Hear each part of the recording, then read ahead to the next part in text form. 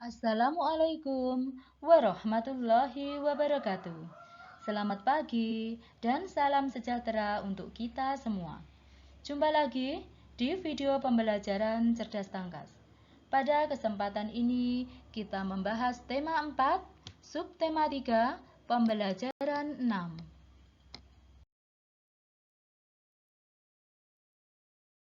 Adalah Bahasa Indonesia KD 3.5 dan 4.5.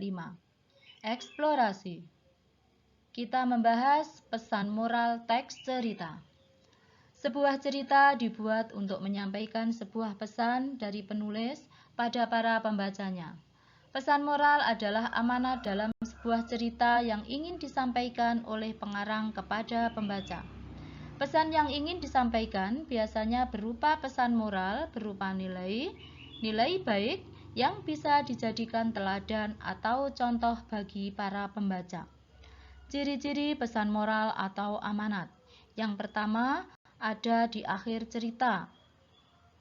Pesan moral dapat ditemukan bila mendengarkan atau membaca cerita hingga akhir. Pada akhir cerita, biasanya pesan moral diberikan. Untuk bisa memahami pesan moral secara keseluruhan, harus mengetahui seluruh isi cerita. Yang kedua, disampaikan secara jelas. Pesan moral bisa disampaikan dalam bentuk seruan, nasihat, peringatan, saran, anjuran,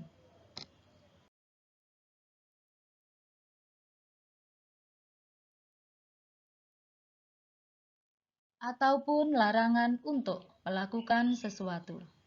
Yang ketiga, tersirat melalui tokoh. Selain berada di akhir cerita, pesan moral juga bisa disampaikan secara tersirat. Penulis akan menyampaikan sebuah pesan moral dari tokoh-tokoh pada cerita. Pesan moral bisa berupa sikap atau dialog tokoh. Yang keempat, pesan dari penulis. Melalui pesan moral, penulis berkomunikasi dengan para pembacanya untuk menyampaikan pesannya melalui pesan moral dan alur cerita.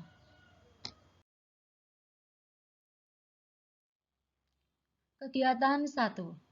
Anak-anak, pada kegiatan 1 ini ada bacaan atau sebuah cerita yang berjudul Katak Jahat dan Tikus Petualang. Sekarang kalian baca teks cerita tersebut, kemudian kalian pahami isinya. Kalian baca dan kalian pahami isinya, mari kita lanjutkan.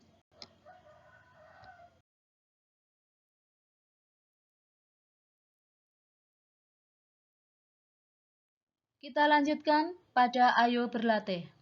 Kita kerjakan soal-soal dengan benar. Soal nomor 1.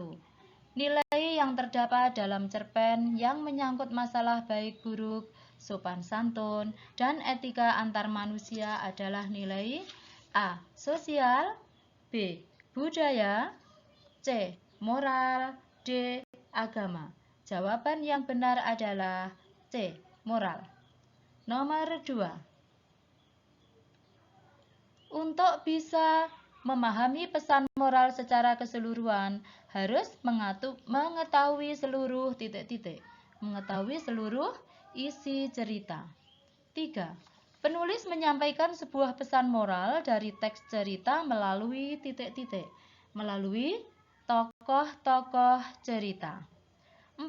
Sikap atau dialog tokoh pada teks cerita menunjukkan menunjukkan pesan moral. Nomor 5. Apa bentuk pesan moral dalam sebuah teks cerita? Bentuk pesan moral tersebut adalah seruan, nasihat, peringatan, saran, anjuran, ataupun larangan untuk melakukan sesuatu. Kita lanjutkan muatan yang kedua, PPKN KD 3.1 dan 4.1. Eksplorasi. Menemukan sikap baik dan sikap kurang baik. Kita baca teks bacaannya. Ani merupakan salah satu siswa yang pintar dan baik hati di kelas 4A SD Mulyosari. Sikapnya yang ramah membuatnya banyak memiliki teman. Bukan hanya teman sekelasnya saja, tetapi banyak siswa beda kelas yang ingin berteman dengannya. Sikap Ani seakan berbanding terbalik dengan Eka. Eka merupakan siswa yang pintar di kelas 4B SD Mulyosari. Hanya saja dia begitu sombong, sehingga banyak siswa yang menjauhinya. Terhitung dia hanya memiliki 3 teman, yakni Aulia, Firza, dan Rahman. Pada suatu hari, di sekolah akan mengadakan perlombaan pidato. Ibu guru pun mengumumkan perlombaan pidato yang akan diadakan 3 minggu lagi. Bu Hayati, sebagai salah satu panitia, membuka peluang seluas-luasnya bagi siapa saja yang ingin berpartisipasi dalam perlombaan tersebut. Eka dan Ani pun turut berpartisipasi dalam perlombaan pidato. Keduanya bersaing di masing-masing kelas untuk menjadi perwakilan kelas masing-masing. Keduanya memberikan penampilan yang memukau, hingga Dewan Juri meloloskannya sebagai perwakilan masing-masing kelas. Hari yang ditunggu pun tiba. Di hari perlombaan, Ani terus berdoa dan melatih kembali ingatan hafalan pidato yang sudah dipersiapkan sebelumnya. Dia pun masih menyempatkan diri untuk membaca kembali teks pidatonya selagi masih ada waktu. Kondisi ini berbanding terbalik dengan Eka. Dia terus membanggakan dirinya dan selalu menyatakan bahwa dia pasti akan menang dan menjadi juara nantinya. Eka pernah menjadi juara lomba pidato selama 3 kali berturut-turut, sehingga merasa tidak perlu untuk berdoa dan menghafal teks pidato yang dibuatnya. Sehingga tibalah saat penampilan mereka berdua. Ani dipanggil terlebih dahulu untuk maju dan menyampaikan pidatonya. Dia pun menyampaikan pidato dengan sangat bagus dan membuat para juri terpukau. Tepat ketika selesai menyampaikan pidato, Ani mendapat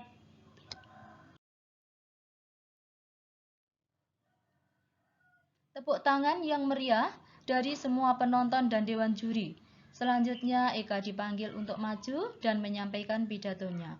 Eka yang merasa sudah terampil maju dengan segalanya.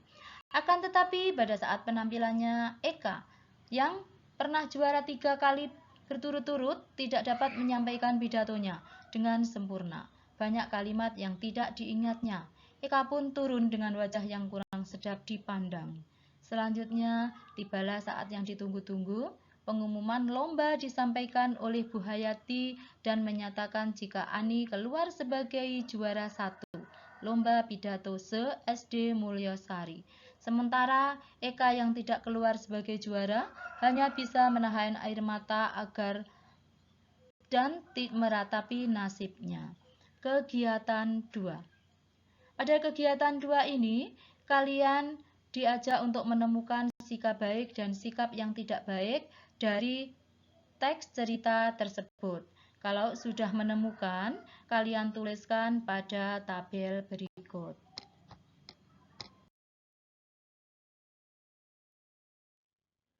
Anak-anak, kalau kalian sudah menuliskan jawabannya pada tabel, sekarang kita lanjutkan pada ayo berlatih. Kita kerjakan soal-soal berikut dengan benar. Nomor 1.